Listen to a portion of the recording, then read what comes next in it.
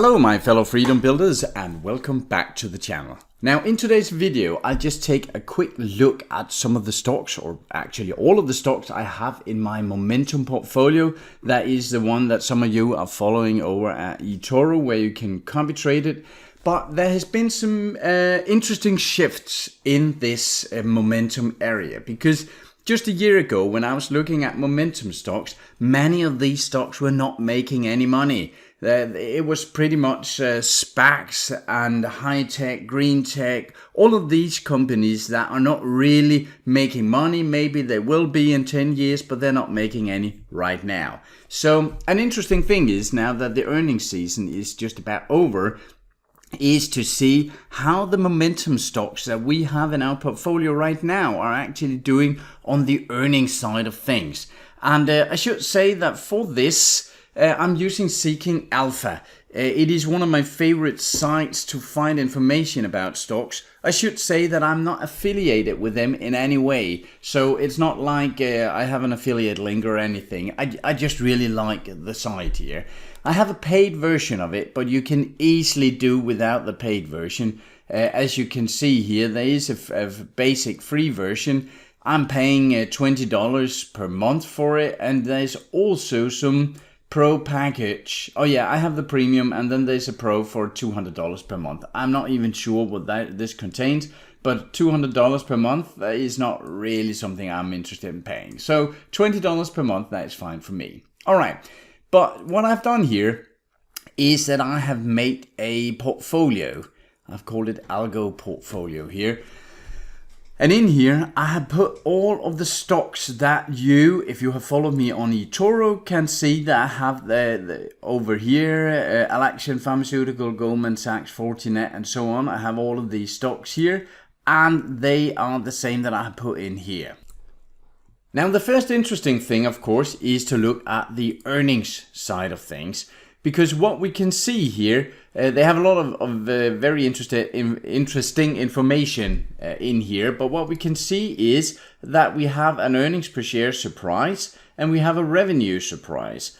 And when we scroll through these, and remember these are momentum stocks. These are the ones that fulfill our criteria to be momentum stocks on all different time scales and different ways we are calculating that. However, they are momentum stocks, meaning that we are buying the stocks that have already gone up to some extent, and we are calculating on them going up further. Now, what we can see here is that we have the earnings per share surprise and the revenue surprise, and when they are in green, it means that the company did better than expected.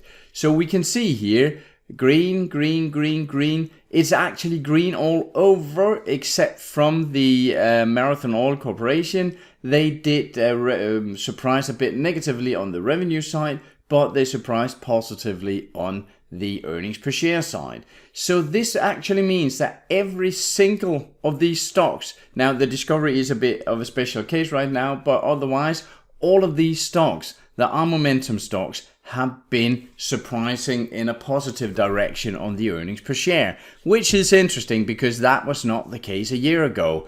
At that point, many of them were not even making money, and if there was a positive surprise, it was just that they were not losing as much money as they used to.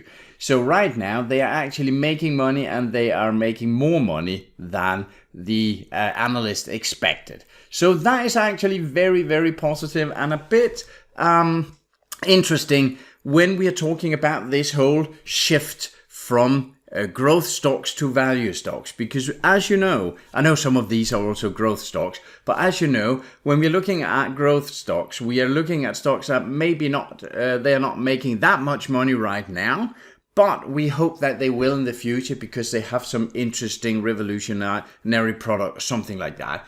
Whereas when we're looking at value stocks, we are actually looking at stocks that are making money, but we are not really expecting them to grow by 100% per year. But we know that they're making money and they are just growing slowly, and they are at a good price right now. Therefore, they have good value. So this is somewhere in between, I would say, because all of these are not value stocks. A good thing here in Seeking Alpha is that you can have all sorts of numbers out of these. Let's just have a look at some of them. Here at the ratings, you can see that they have a very nice color score system here. There's the Seeking Alpha authors here, a lot of good authors in here, and they are evaluating what they think of each of these stocks, and that is on a scale from 0 to 5. So when they are, I think, at 3 or above, they are yellow. When they reach, I don't know, 3.5, they get light green, and maybe at 4 they get dark green, something like that. And as you can see, the Seeking Alpha authors are looking at our portfolio here and saying they are somewhere between neutral and very positive. Looking at the Wall Street score, that is the professional analyst looking at the exact same stocks here. They're thinking the same. Not always the same number, but basically from yellow and upwards. Now looking at the quant score, and the quant score is something that Seeking Alpha has calculated. It is some sort of black box, but it is just telling if this is a good stock to be in, and they have of course some stats showing that if you buy the good quant scores, you'll make a ton of money. I'm not certain it's always like that, but as you can see, the quant score as well, there's nothing in red here. It is from yellow and upwards. Now the value grade, that is a bit interesting because you can see there are a lot of D's, of reds here. Now going over here, it is also a way of evaluating the stocks, and they're going from A+ and down to, I think it is D- or something like that. And here you can see the value grade is actually showing that not many of these stocks are actually high value. There are a few among them, and I'm not 100% certain how they calculate this, but we are not particularly aiming to get value stocks. If we get one, it's just fine, but we actually don't really mind that there is a D- here, or a lot of D-, because it's not the value we are going for. We are going for the momentum.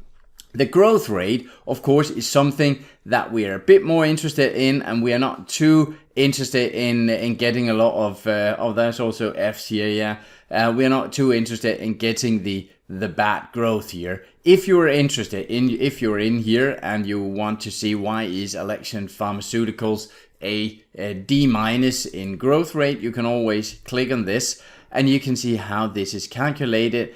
And you might say, yeah, they are actually okay on revenue growth here, and the EBITDA growth is always also fine. Then there is some earnings per share diluted growth. There is a description of that, and you can see if you are worried about that one being an F. There is some return on equity here. There is an F. And these numbers sometimes can tell you that you should be worried or shouldn't be worried. But it's just to say that you can really get a lot of information out here. Something I'm very interested in is the profitability grade, because that's really what I'm using fundamental analysis for, is to see, does this company make money? Is it a company I would like to own if I were to own all of it? And if so, I'm buying the ones with the good technicals, the good momentum. And we can see here that on the profitability grade, we have mostly green. We have a couple of reds here, but actually not that worrying here. There is a momentum grade, and there are a lot of extra earnings per share revision grades and so on. Yeah, there's some ETF here. Seeking Alpha does have a ton of information. It takes a bit of time to figure out how to find it all. But this is just to show you that our 100% automated strategy that we use here in Etoro now has not been a fantastic quarter this far. We are just about break even on this quarter because the market has been a bit choppy up and down. But basically what we own here are very, very high quality stocks.